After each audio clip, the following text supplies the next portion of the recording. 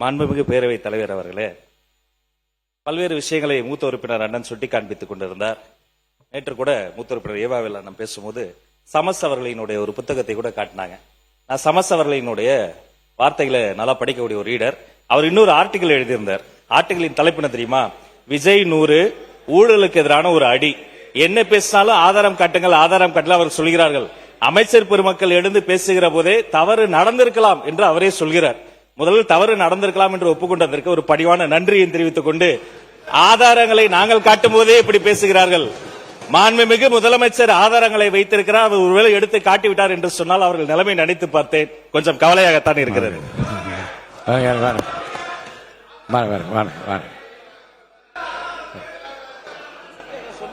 ஆதாரம் ஆதாரம் மாண்புமிகு முதலமைச்சர் உட்காருங்க.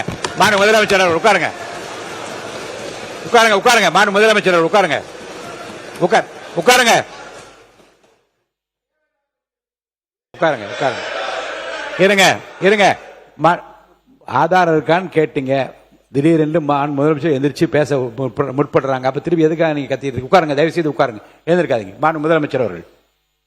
மாண்புமிகு பேரவைத் தலைவர் அவர்களே, நான் அதை சொல்ல வேணான்னு தான் நினைச்சேன். ஆதாரம்னு கேட்குறாங்க.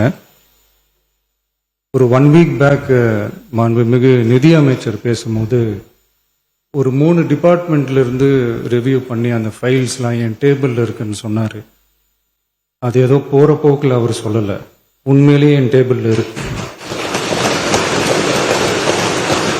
அத்தனையும் ப்ரூஃபோட இருக்கு. ஓபன் பண்ண வச்சிடாதீங்க. எப்போ ஓபன் பண்ணணுமோ அப்போ கரெக்டா எல்லாமே ஓபன் ஆகும். மாண்புமிகு இந்து அறநிலையத்துறை அமைச்சர் அவர்கள். இந்து அறநிலையத்துறை அமைச்சர் அவர்கள். மாண்புமிகு பேரவை தலைவர் அவர்களே, நம்முடைய மதிப்பிற்குரிய அண்ணன்கள் எல்லாருமே பேசுங்க பேசுங்கன்றாங்க. ஆனா முதலமைச்சர் பேச ஆரம்பிச்சார்னா, ஆதாரத்தை காட்ட ஆரம்பிச்சார்னா என்ன நடக்கும்ன்றது இதுல இருந்தே நம்ம புரிஞ்சிக்க முடியும். ரெடியா? மாண்புமிகு முதலமைச்சர் அவர்கள்.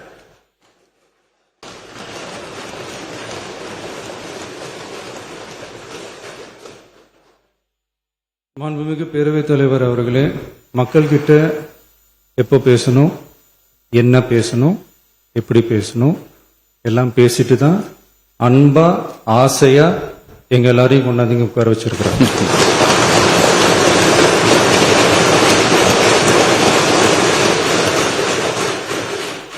நான் பேசுவேன், பேசக்கூடாதுன்னு ஒண்ணும் இல்லை. இடைத்தேர்தலையாவது சில பேருக்கு நல்லது நடக்கணும்ல.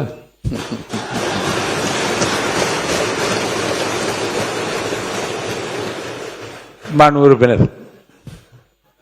நாங்க அன்பு ஆசையா பேசிதான் ஒரே தொகுதியில் 9 முறை நிற்கின்ற வாய்ப்பு கிடைத்தது. 7 முறை வெற்றி பெற்றிருக்கிறேன். ஒரே தொகுதியில் 7 முறை வெற்றி பெற்றிருக்கிறேன். அது தமிழகத்தில் 2 முறை அதிகமான வாக்குகள் வித்தியாசத்தில் முதல் வாக்கு வித்தியாசத்தை மக்கள் வழங்கி இருக்கிறார்கள். அந்த அங்கீகாரத்தை மக்கள் வழங்கி இருக்கிறார்கள். அதை நான் ஏற்றுக்கொள்கிறேன்.